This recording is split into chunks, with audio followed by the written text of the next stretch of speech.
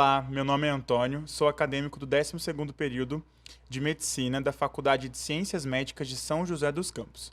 E hoje vamos conversar aqui um pouquinho sobre infecção por Mycobacterium tuberculosis, o causador da tuberculose, um grande problema de saúde pública conhecido mundialmente.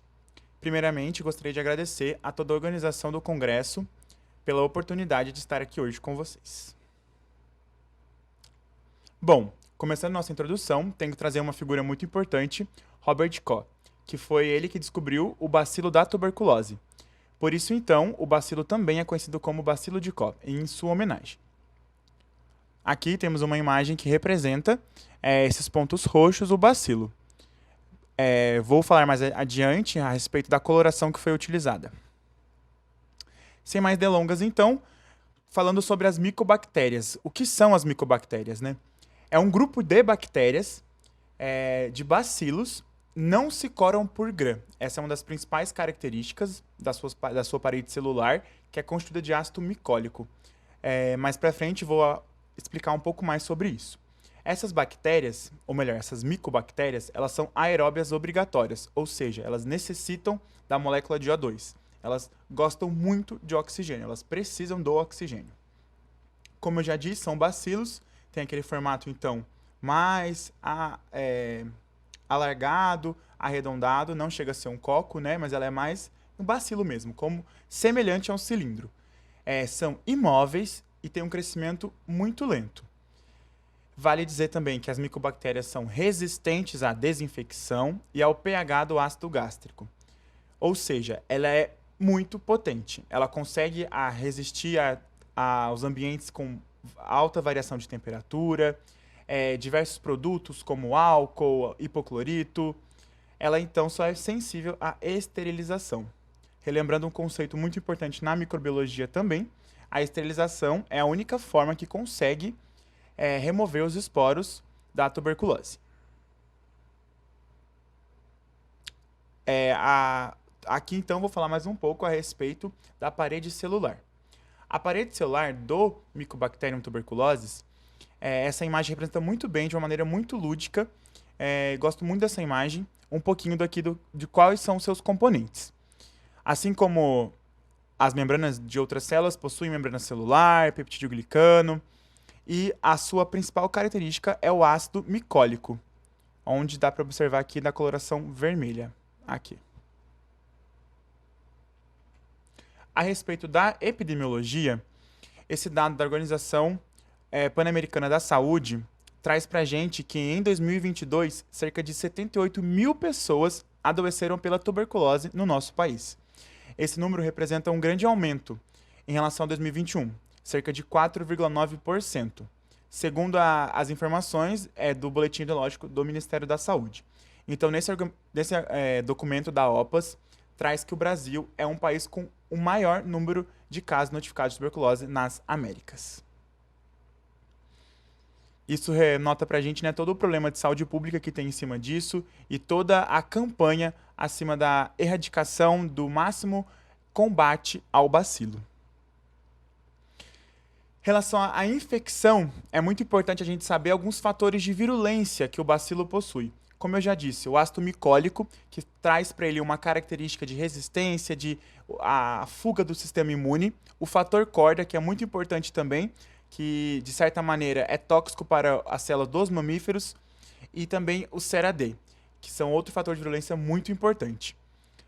Todos eles contribuem, então, para a fuga da resposta imune do hospedeiro, pela diminuição da quimiotaxia dos polimorfos nucleares, dentre outros mecanismos. Uma imagem bem legal também, bem importante de se compreender, é a forma da infecção, da transmissão por aerossóis. Nessa imagem a gente tem esta pessoa que tem aqui gotículas e aqui aerossóis. E qual é essa grande diferença? As gotículas são uma forma pesada. A gente pode imaginar que é uma bolinha pesada, enquanto o aerossol é uma bolinha mais leve. Ele consegue, então, caminhar, ele consegue alcançar longas distâncias, enquanto as gotículas, assim que a gente expele ela, tossindo ou falando, ela cai em um curto espaço, em uma curta distância. Desculpa. Os aerossóis, então, conseguem viajar, andar mais um pouco. Referente às formas clínicas da tuberculose, vou trazer agora, então, as formas clínicas da tuberculose pulmonar. Começando pela tuberculose primária, muito comum em crianças, ou seja, aquela pessoa que tem a primo-infecção. Voltando um pouquinho a falar a respeito lá da infecção da transmissão, quando ocorre essa transmissão, seja ela por gotículas, que vão ser expelidas via os aerosóis, né, e pela fala, ou pelo contato mesmo bem próximo ali dessa pessoa também, o bacilo vai pela via aérea, entrar na nossa via aérea superior, chegar no nosso pulmão. Ao chegar no nosso pulmão, lembra que eu disse? É um bacilo muito aeróbio, ele gosta muito do oxigênio. Ele vai consumir o oxigênio do nosso pulmão. As nossas células de defesa vai tentar conter aquele crescimento, para que aquela bactéria não chegue causando toda a doença. Então, o nosso sistema imune, os nossos macrófagos, neutrófilos, vão ali e vão segurar aquele bacilo, formando como se fosse uma espécie de uma casca, né? Então, o bacilo vai ficar ali, ele pode ficar ali quietinho, onde ali no dentro vai estar ele de uma forma mais fraca, porque ele não vai ter tanto oxigênio, e em volta vai estar todas essas células de defesa tentando conter ele. Isso é o que a gente chama de granuloma. E o que acontece qual é o desfecho desse granuloma? O paciente pode adoecer no primeiro contato, que é o que a gente chama de tuberculose primária, e mais à frente também vou mostrar a tuberculose pós-primária, que é quando o paciente tem a forma latente, ou seja, fica quietinho aí nesse granuloma, e ela resolve reativar. Então, a tuberculose, a infecção primária, como eu vinha dizendo, é mais comum em crianças. Por quê? Porque essa criança, geralmente é que tem um primo contato, é a primo infecção. A principal característica clínica é um infiltrado, que vai ser marcado pela radiografia, cavitações, geralmente em ápice, que é um achado radiológico muito importante, e a sintomatologia de febre, cansaço, perda de peso, sudorese e diversas outras. Além disso, na literatura tem descrito a tuberculose miliar. O que seria a tuberculose miliar? É como se fosse uma disseminação. Podemos dizer que seria a sepse por tuberculose. É quando todo o corpo vai estar infestado pelo bacilo.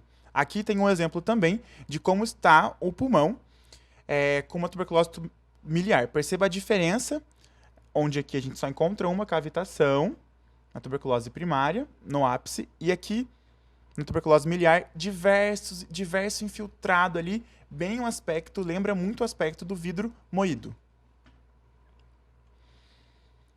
Outra forma clínica também importante é a pós-primária. Desculpa. A tuberculose pós-primária, como tinha dito, é mais comum em imunodeprimidos, adultos, idosos e jovens. Por quê? Porque é a forma onde o bacilo está latente e por algum desarranjo, algum problema, ou seja, o bacilo consegue vencer o nosso sistema imune, ele vai e causa a doença. O quadro clínico é bem similar também à tuberculose primária. E nessa imagem eu achei bem interessante também, que traz diversas alterações radiográficas e descrito aqui. A disseminação por continuidade, por baixa imunidade, disseminação gangliobrônquica, associada à pulmonar, à pleural, à miliar. Essa imagem é mais para ilustrar as formas mesmo. Achei bem interessante e plausível trazê-la aqui.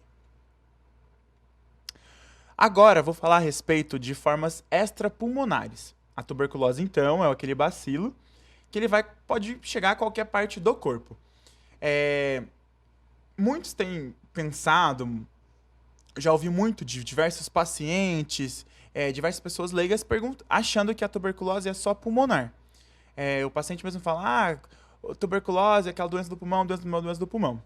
É a forma mais comum, porém a forma extrapulmonar também merece sua devida importância. E trouxe aqui algumas imagens, alguns aspectos. Em relação à tuberculose cutânea, temos aqui esse achado, que vai entrar como diagnóstico diferencial das lesões PLECT, causadas pelo paracoco, a leishmaniose, criptococo também. Aqui, outra forma esta pulmonar bem comum é a peritoneal. Observamos nessa tomografia também, onde podemos ver todo essa espécie de um infiltrado, todo esse acometimento peritoneal, podendo simular até mesmo um quadro de um abdômen agudo. Uma forma também comum, que ganhou espaço na mídia, que teve uma cantora famosa que acabou sendo cometida, teve essa forma, é a forma ganglionar. É uma forma muito comum também em pacientes imunodeprimidos, em situação de tratamento para oncológico, perdão. Nessa forma aqui a gente tem o escrofuloderma, quando o linfonodo acabou fistulizando, formando então essa forma ganglionar, especificamente.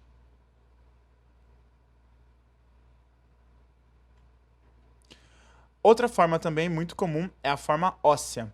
A tuberculose óssea, nesta imagem podemos ver a coluna vertebral sendo acometida e ela pode causar sérias deformidades que vão permanecer por longo de toda a vida do indivíduo. Outra forma também muito importante é a forma do sistema nervoso central. Nessa forma, o paciente pode apresentar um déficit neurológico, cefaleia, um quadro bem similar à meningite. Vale ressaltar que esses pacientes, dependendo do caso como foi conduzido, devem ser, dependendo de como foi a evolução, deve ser realizado a punção licórica. E a punção licórica pode revelar para a gente uma proteína muito alta, uma glicose normal ou consumida, e a celularidade pode estar aumentada, seja de linfomononucleares ou polimorfos nucleares.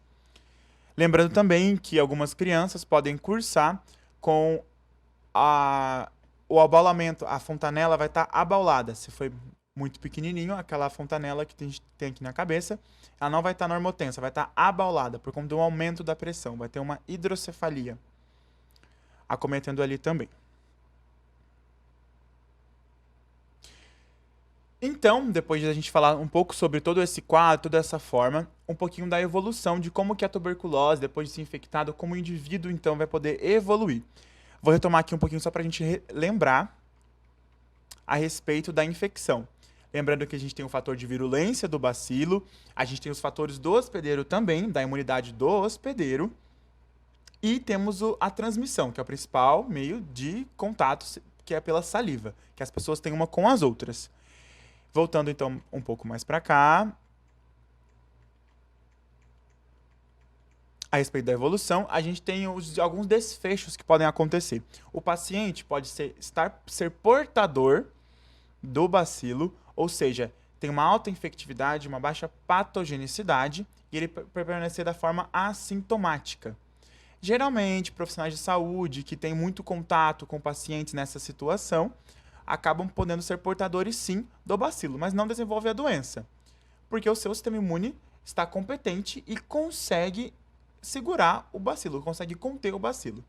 Existe a evolução desfavorável grave e pode ser também fatal. Vale lembrar que quando o paciente possui outras comorbidades, como hipertensão, diabetes, tratamento oncológico, imunossuprimido, infecção pelo HIV, ele pode ter um desfecho desfavorável, por conta já do seu sistema imune, do seu corpo, estar lutando contra esta patologia. Algo muito importante durante toda essa evolução é interromper a cadeia de transmissão. Por isso, mais adiante, eu vou falar um pouco sobre o controle. Como faz esse controle com esses contactuantes, com essas pessoas.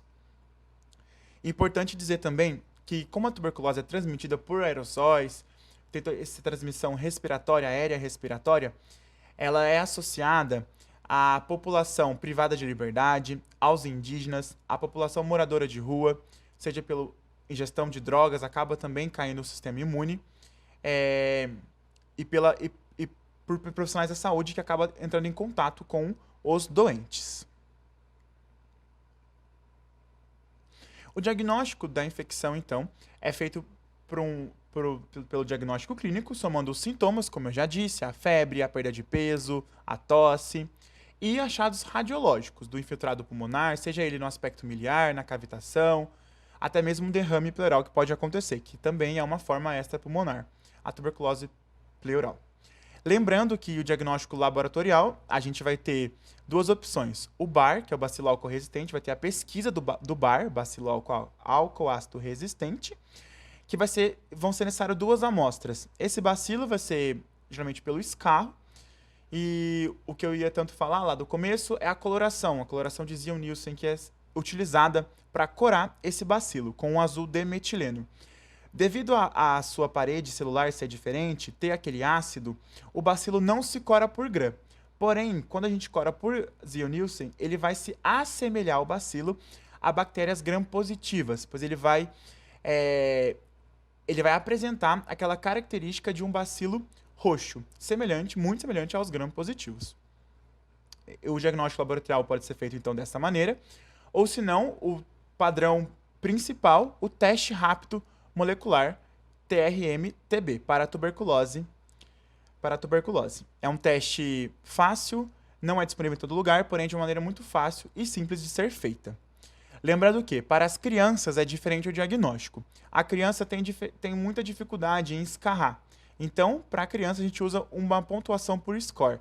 Existe uma escala, um score específico para as crianças. Em alguns casos especiais, quando não se consegue utilizar esse score para a criança, o que pode ser feito é a coloração, o BAR, pelo lavado gástrico. Porque a criança, como ela não consegue escarrar, ela vai deglutir o próprio escarro. Então, vai para o estômago. Como o bacilo ele é resistente lá ao pH, ao ácido gástrico, né, ao pH, consegue, então, pela sonda, pegar esse conteúdo e fazer ali uma coloração, né? A pesquisa do bacilo álcool ácido resistente. Seja por coloração, cultura, enfim, outro método. Mas a pesquisa do bacilo. Licença, um minutinho só.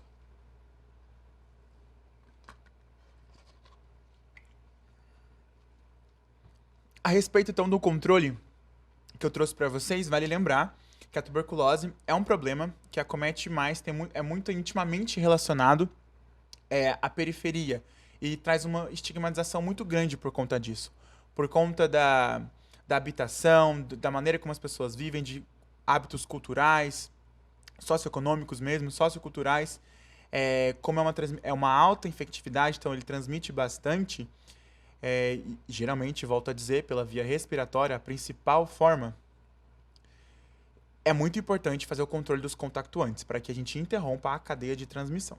Vale ressaltar que a criança, quando ela contrai o bacilo, lá na primeira infecção, ela é paubacilar, ou seja, ela não transmite. Então, se a gente tem uma criança adoecida, a gente tem que procurar o caso índice, que geralmente veio de um adulto. Veio de uma pessoa mais velha, porque a criança não transmite. Então, não é outra criança que transmitiu. Então, uma criança está doente, vamos ver, vamos pesquisar a família também. A criança ela é paubacilar. As formas extrapulmonares, meninge, óssea, elas também são paubacilares, ou seja, não transmitem. Então, esse controle vai ser principalmente para a tuberculose pulmonar. A tuberculose pulmonar, então, vamos supor que em uma família a gente tem um paciente que está positivo para tuberculose. Vamos contatar quem vive com essa pessoa. Vamos observar se eles são sintomáticos ou assintomáticos. Analisar sempre a anamnese, exame clínico, se necessário lançar mão de exames, raio-x. Enfim, os sintomáticos, então, a gente vai fazer direto a pesquisa pelo teste rápido molecular para TB, né, o TRM-TB. Já os assintomáticos, vamos pesquisar a infecção latente, que está ali representado pela sigla IL. IL-TB, infecção latente pela tuberculose. Como é feita essa pesquisa? Pelo PPD, que é a prova tuberculínica, onde vai se aplicar uma pequena quantidade do antígeno no corpo e vamos ver a resposta imune. E essa resposta imune vai ser mensurada com uma régua depois, por meio de critérios, e se essa resposta for maior ou igual a 5, a gente vai tratar como uma infecção latente para a tuberculose. Ou também o IGRA, que é um exame feito pelo sangue, né? Um exame de sangue feito também. Se vier positivo para a gente, vamos tratar a IL-TB. Caso esses exames, tanto o IGRA ou o PPD, venha negativo, a gente vai repetir em 8 semanas.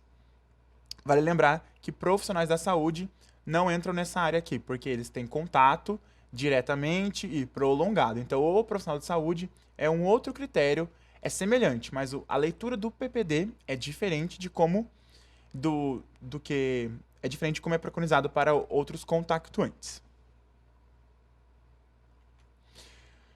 Um aspecto muito importante é o tratamento. O tratamento tem evoluído cada dia, diversas pesquisas vêm surgindo, diversos estudos, e o principal que nós temos é a classe de antibióticos. Diversos antibióticos são empregados juntos para poder conter o bacilo ali e não criar resistência medicamentosa. O tratamento preconizado para a tuberculose pulmonar é então a rifampicina, isoniazida, pirazinamida e o etambutol. Essa imagem que dá pra gente ver, esse comprimido aqui, que é um pouco grande, é o tratamento preconizado.